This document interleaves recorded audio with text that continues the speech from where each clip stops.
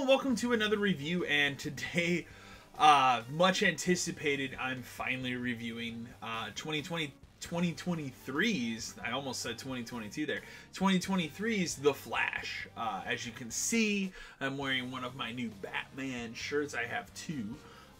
You know, I've bought merch from this specific movie. I mean, Michael Keaton is my Batman. You guys know very well on the channel, I'm a diehard Batman fan. You see the toys behind me, man.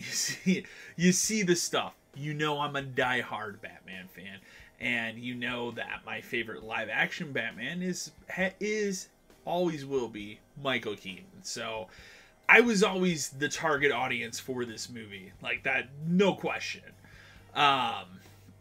It's been a long road to get to this movie. It's been a long road to get this movie out the door, you know, between problems with a specific actor in this movie to the pandemic. But we're finally here on the other side of it. The movie has been released. I have seen it. And I have some thoughts. So you're probably at this point already can assume that maybe I don't like this movie as much as you were expecting. And that is true. I wanted to love this movie. I went into it really hoping and wanting this to be this big special moment for DC movies. I mean, they really need a win.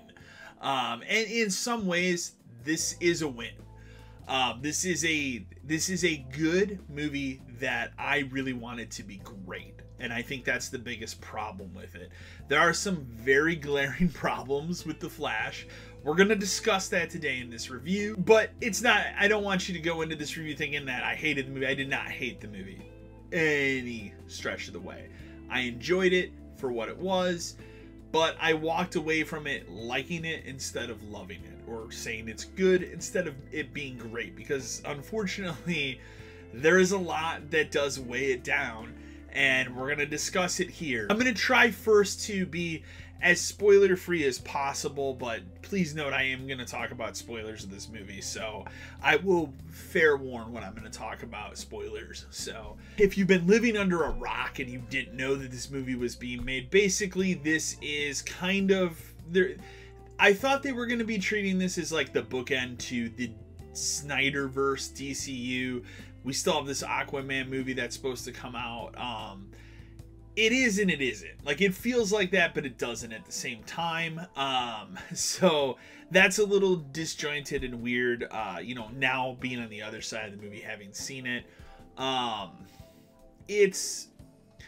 If you're living under a rock, they've basically taken the Flashpoint Paradox storyline. They've kind of morphed it into their own thing here to bring back the nostalgia factor of having Batman, you know, 89 Batman, Michael Keaton. That's the big showpiece here. That is the main attraction of this movie. But I will say, even putting that aside, this is a Flash movie. This is not a Batman movie. Now, you may have seen the trailers, you may see the marketing and think otherwise. And I mean, again, if I was making the movie, I would be marketing the shit out of that, because what's going to get butts in seats?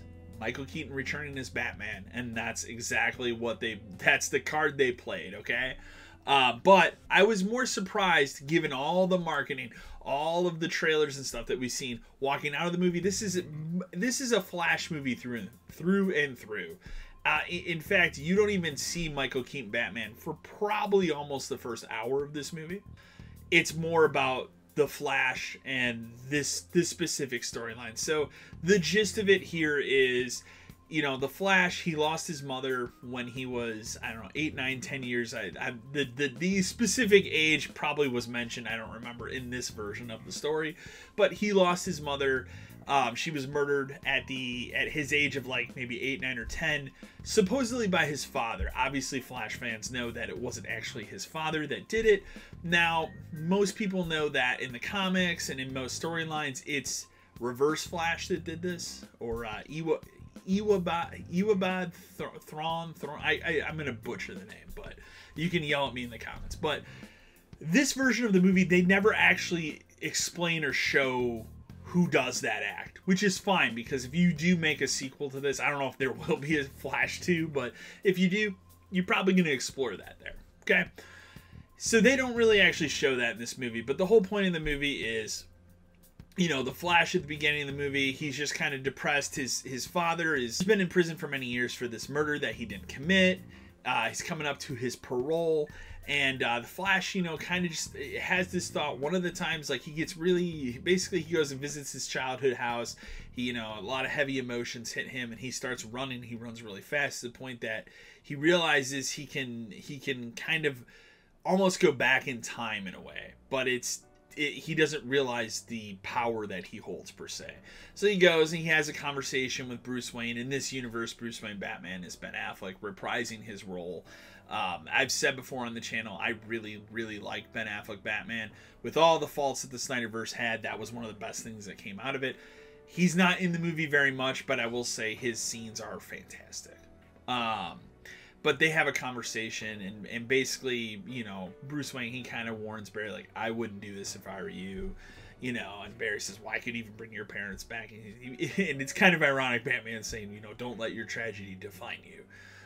But, you know, it's kind of gist, and obviously Barry's not going to let it sit still, so he does. He kind of breaks it. He finds a universe and where he fixes the timeline, basically, so that his mother isn't dead.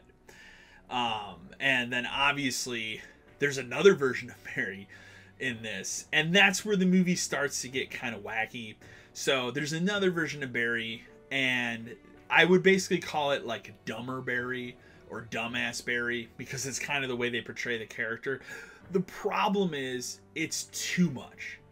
It is too overbearing. He's too stupid at times. This is somebody that's supposed to be 18 years of age. He acts like he's 12.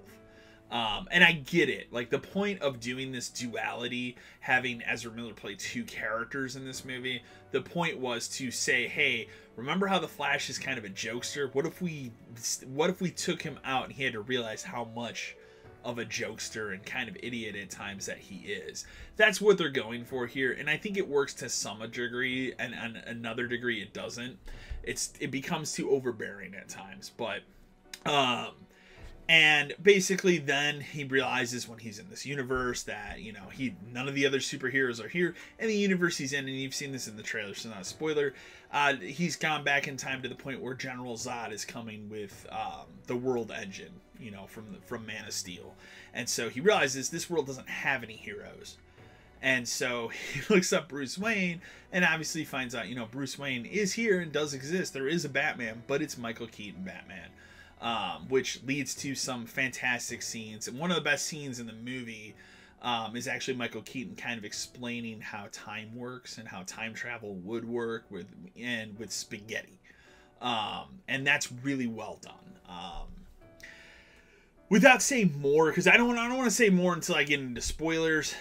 Michael Keaton is fantastic in this movie. He's through and through. His return is as good as I wanted it to be. He steals every scene that he's in. He says the lines that you want him to hear, but he generally looks like he's having a blast reprising this role for what's likely the final time. But he's having a ball. Every scene he's in, he's just chewing the scenery, and it's fantastic. I enjoyed his performance. Obviously, I'm not even just a fan of Michael Keaton Batman. I'm a huge Michael Keaton fan. As an actor, and he's tremendous in this movie, like through and through. Obviously, you've also seen in the trailers, there is Supergirl, and played by a new actress named Sasha Cale, I believe that's her name. She's also really good. The problem is she's not given really much to go with in this movie, but what she is given, you know, she does make work. I think the scenes that she is in are pretty good. You've seen in the trailers, obviously, Michael Shannon has returned as General Zod. This was one of the more disappointing aspects of the movie. He's not in it very much. I could have used more of, like, his, you know, General Zodness. And, you know, I mean, remember him yelling at the top of his lungs in Man of Steel? You don't really get that here. His scenes are quick and brief. But again, he serves a purpose in this movie. And, you know, at the end of the day, we get to the movie and, you know, its conclusion, and, like, I will say from a story standpoint, the way that they weave this together, it works. like against all odds, against the shit that Ezra Miller might have done in real life, against the pandemic holding this movie back, against all odds, the movie works, and it's a good movie. The problem, and the biggest problem I have with this movie, and this is the biggest one, is you would think going into the movie like the biggest problem with the movie is Ezra Miller. No, that actor's performance is fine.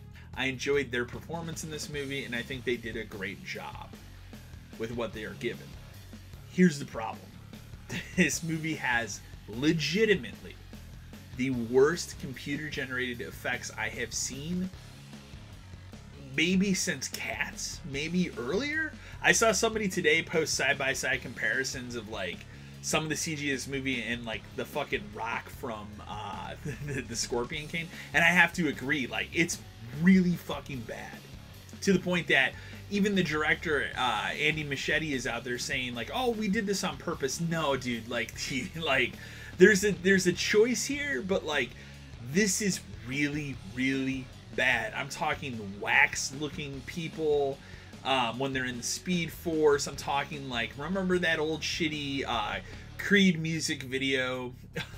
Like it's almost that level at times, where it's just like, and every time you see it, it takes you out of the movie. There's a part of the movie in the very beginning where the Flash has to save a bunch of infants that are falling out of a hospital. It is all CG, and it all looks terrible.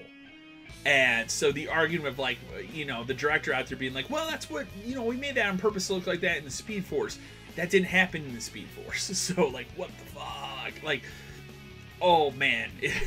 Like halfway through the movie, I turned to my buddy when we were watching, and I'm just like this special effects are bad, right? Like he's like, no, they're terrible. I'm like, okay, it's not just me. The special effects are so bad, it takes you out of the movie. More so than like being reminded that maybe Ezra Miller isn't the best person. like more there's one part, and we'll talk about that when we get to spoilers, where I was like, oh, reminded of that. But those special effects, man, oh, like fuck, we couldn't do better. Like seriously, it's ridiculous, and that brings it down. When your movie is a special effects spectacle movie, you want that to be good. I can forgive Michael Keaton Batman jumping around and doing shit I never would have seen in the 89 or 99, 1992 Batman movies, because they didn't have the technology at the time. And it looks awesome here. The couple fight scenes he has are fucking great. That's the CG that's good in the movie. The rest of the CG is just hellishly awful. And like, man. The other parts of the movie I would say are, you know, that fall into the disappointment category. Again, the story works for the most part, but at times it almost goes a little too far in the joke direction, where they will hang on jokes, and some of them just work, some of them just don't work. And that really kind of drags it down at times too. This is a movie that's very much 2.5 hours long, and until they kind of get to the third act and really start ramping it up, sometimes in those early scenes you kind of ask yourself like, boy, this is kind of dragging a little bit. I don't want to talk any more about the movie without talking about spoilers, so I will put a timestamp in here so you can skip ahead to see what I give the movie at the end of this review. But just please note right now, spoilers. I'm going to spoil the shit out of this fucking movie, so if you don't want to know, do not watch the rest of this. Use the timestamp, skip to the end of the video. As I've said, the special effects are fucking terrible in this movie. Like, sometimes they just feel like they're unfinished. The biggest thing you're going to hear people talk about at the end of this movie is when he's in what's called the Chrono Bowl, which is like where he's kind of like, it's almost like this reference, some people are going to get this reference, other people that are younger are not going to get this reference. It's almost like he's rewinding and fast forwarding a VHS tape. Like, that's what it reminded me of. But those special effects are terrible. But at this point at the end of the movie is where you see all these different multiverses, okay? And you've probably heard some of the stuff that they do. So what they do here to kind of show different multiverses and kind of say like, hey, this is all connected, they show shots of original Superman from the 50s. They show briefly Adam West Batman from the 60s fighting the Joker. And he's off in like one little globe thing. And then the one that's kind of the worst of this section is they have a shot where they have a CG, very noticeably CG, Christopher Reeve. And that took me out because I'm like, I love Christopher Reeve's Superman. Favorite Superman of all time. I didn't need that. Like, you could have given me a shadow or something. I didn't need to see CG. They even go as far as to bring in the 84 Supergirl to sit next to him. Like, it's fucking crazy. But again, CG. So what should be something that's honoring that actor just kind of comes off as cheap because it looks bad. But then the other thing that you do not know, and it's insane, and this is not CG, is that they actually went, this director actually went and got Nicolas Cage to play Superman from the long dormant, like, you know, canceled Superman Lives project from the 90s. So you get this shot of that multiverse where you have Nicolas Cage Superman fighting giant spider, just like we heard about in the 90s, and then he turns around, you see him all in his glory, and it's Nicolas Cage. Like, they actually got him to come and shoot that for a day. It's wild. Now everybody wants a Nicolas Cage Superman movie. So, but they show all these different multiverses and stuff and are like, hey, it's all connected, you know. Most of that is like, well, good intentions, just looks bad. Nicolas Cage stuff looked pretty good, but the rest of it was like, man. But the stuff in the Chrono Ball, like, you see multiple versions of people, and then they're kind of, they just look like melting wax faces, and it's really bad CG. There's at the beginning of the movie, like I said, there's a part where he's saving these infants from falling out of a hospital building, and then there's a dog. And at the end, and it already looks bad, right? Like, you already know it looks bad. For whatever terrible reason, they decided the end credits of this movie are going to focus on that dog falling out of the building for the entire credits. So now you have this example of like, wow, this CG is really fucking bad as you sit and watch the credits. All right, I've blasted the CG. Let's put a pin in that. Let's talk about some of the story decisions here. So, one of the things that they do in this movie is when Barry gets there, he realizes they kind of have a little bit of a Back to the Future element, which is fine. There's actually a good in-joke about Back to the Future in this movie that I'm not going to spoil here, but I really enjoyed. One of the better jokes in this movie. But in the beginning of it, he realizes, oh, today's the day that he goes back in time where Barry gets his powers. So he has to take younger Barry to the exact point where he gets his powers. And what happens is the lightning goes through, you know, current, like, older Barry into younger Barry, and it takes away his powers, but it gives younger Barry powers. So part of the movie is him figuring out a way to get his powers back so he can go back into the Speed Force and obviously get back to his own timeline. And that's fine.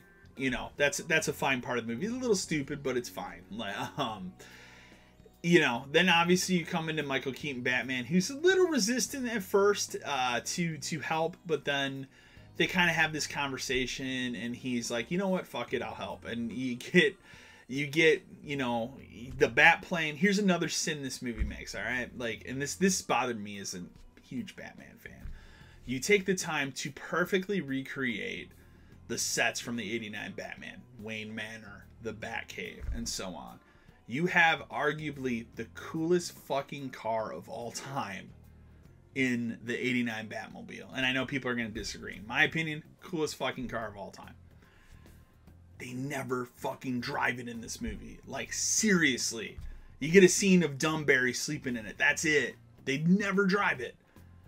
He uses the bat plane for everything. And it's just like, what? Like, it's insane. So that was a huge sin and disappointment to me. I'm glad the car was in there, but like, come on, man.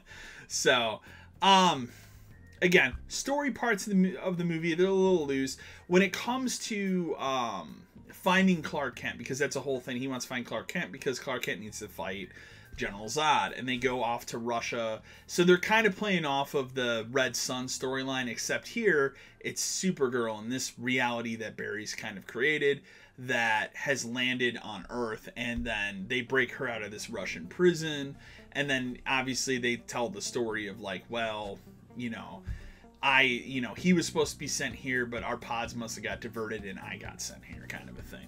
Fine, whatever. They don't really give Supergirl much more to go on with that, other than She sees what Zod's doing and says, I'll help you. And that's kind of it. I'll say this. Her look is fantastic. She looks badass. I would love to see a solo Supergirl movie with this actress, but she does a lot with the very little she's given. So, and that's a sign of a very, high quality actress. So I'll commend her for doing a fantastic job. Another big problem with this movie is obviously the biggest thing I think people are going to go into this movie with reservations is, can I sit through this movie knowing what Ezra Miller has done in the past year and a half and separate the actor from the performance? I could do that, but I understand why some people wouldn't be able to.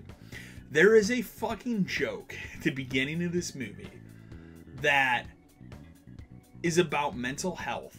And like, I'll be honest, like, I don't remember the specifics because it's been 24 hours since I saw the fucking movie, but it's one of those things where when you hear The Flash, Ezra Miller playing The Flash, say this joke, I probably would have cut it because of that actor's past.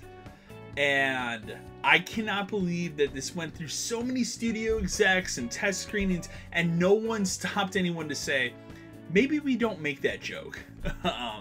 It's kind of fucking crazy.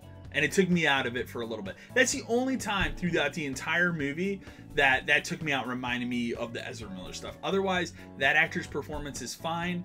They do a good job of the split personality, or split, Barry performances. And I think they play off of each other very, very well. Is it my favorite version of Barry? No. I think the TV show, the CW TV show Barry is much better. But their performance is fine here. It's serviceable for the character.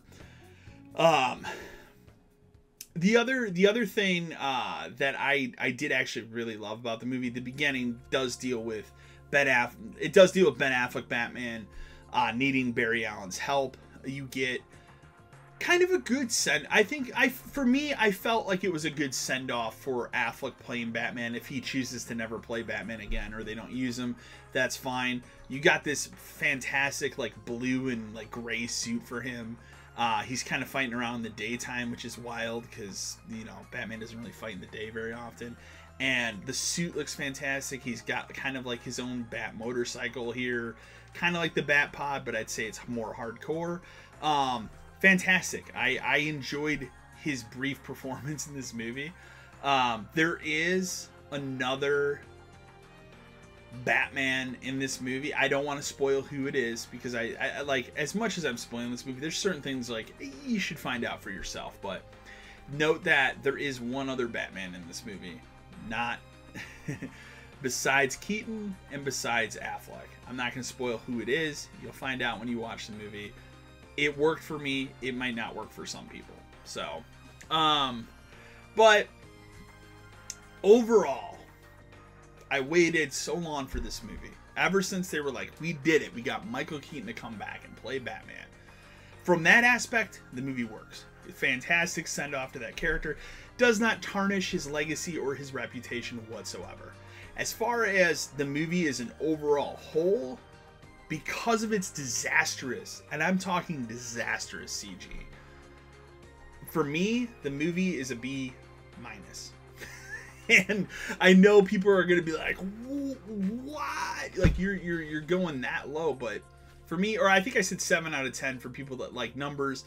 For this, I specifically do letter grades. B- is my final letter grade for it. I think that overall, it works. It's a good movie. Against all odds, the movie came out and it worked. And I enjoyed it. I had a good time. But I didn't walk out of it championing it like I thought I was going to. And I think that's the biggest takeaway from it. Go into it, have an open mind. You're going to enjoy it. You're going to have a good time. You're going to laugh for sure. And if you are a diehard Batman fan, or if you're a Michael Keaton Batman fan, you have to see this movie because you have to see what they do. But as a whole, it could have been better. Like a couple tweaks, fixing that CG, maybe taking even another 6 months to do that. We took 6 months to fix what Sonic's CG looked like. You could have taken a couple months here to fix this. I think we could have had a great movie instead of the good one that we got. So, B-. That's my final letter grade for The Flash. I'd love to know what you guys think of the movie, if you guys enjoyed it, if you didn't like it, whatever. Leave a comment in the comment section below. As always, remember to like, share, and subscribe to the channel, and until next time.